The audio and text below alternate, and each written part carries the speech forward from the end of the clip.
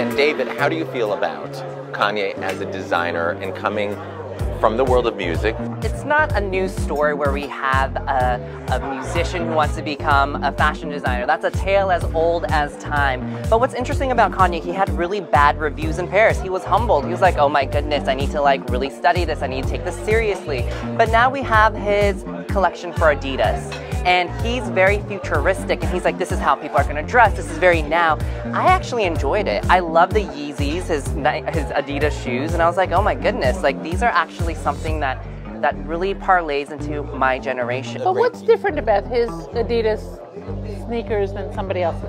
Well, first of all, it's called the Yeezy. Second of all, it has a Kanye West stamp of approval. But other than that, I think that it's a really cool high top. I saw a guy wearing it during Fashion Week. Somehow he had the connection with Adidas like everyone has. And I was like, oh my gosh, those are the Yeezys. And he instantly looked so cool. It was just a really cool, futuristic, but simple, elegant shoe. So, Elisa, how do you feel about the Kanye I feel promotion? Like, why the hell not? I mean, why not? I just feel like there's so much crossover. Everyone's doing everything. Yes.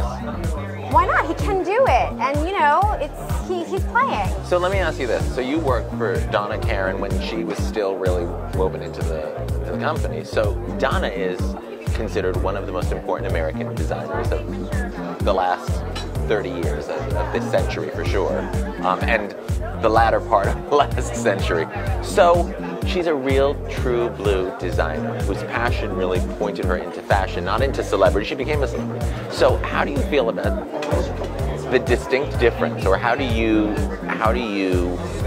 identify real talent in fashion versus marketing when you work for a company that really has its soulful roots in design?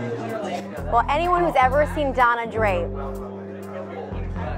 knows exactly what it means to design. I mean, she can take a bed sheet and turn it, I mean, friend, you know, into a gown. She failed draping at Parsons. Correct. She failed draping at Parsons. She did. But, and I think, I mean, we joke, we call it like Donna Karan Fashion University because so many people have gone through her school of design, from Christopher Bailey to, I mean, Narciso to, I mean, there's so many people who have learned from her. She's a mentor to so many, and I think that she never ever has done it for the press. It's all about the fabric for her and how the fabric speaks to her. And yes, she failed draping, but you know. But you seem to be able to appreciate both sides of this. Yeah. The Kanye marketing machine and the Donna Karan talent. I think there's a place for the marketing machine and the press machine, and I also think like, bravo, if you can take something, put the smoke and mirrors on it, and make it into something that people read about. Let's come over. I had actually heard about a really important American designer who's taking a hiatus at the moment, and that Kanye went through his archives with him and his warehouse and asked him to design his collection. Yes. And I will not say who that was. I will say. Be careful. Be cautious. And he said, absolutely not. You know, it was just completely like the other end of the spectrum. Yes. So to that degree, I don't believe that Kanye's sitting there drawing and designing things. But I mean, I have no problem with a celebrity doing a collection if it has validity and is great. Yeah.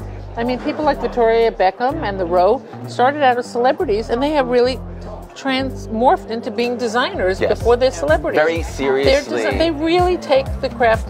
You know, I was objecting to just the Kanye machinery out there. I mean, that attitude, you know, that bombardment of everything, the meanness, the craziness, the pouting. I mean, it's like, stop. Like, you know, can we just get on with the show and see the shows? Like, stop with all this Kanye madness. This story was told in very great detail by the very important American fashion journalist for the Wall Street Journal, Teri Agins, in her last book, which was called Hijacking the Runway. And it was about how celebrities have stolen the spotlight from designers. And she illustrates this story about. I interviewed her at the Y. And you did. And Fern did a piece on her at the Y, and everybody kind of dances around this. So I highly recommend reading that book, and I'll tell you, and you guys should all read the book too. It's Ralph Rucci.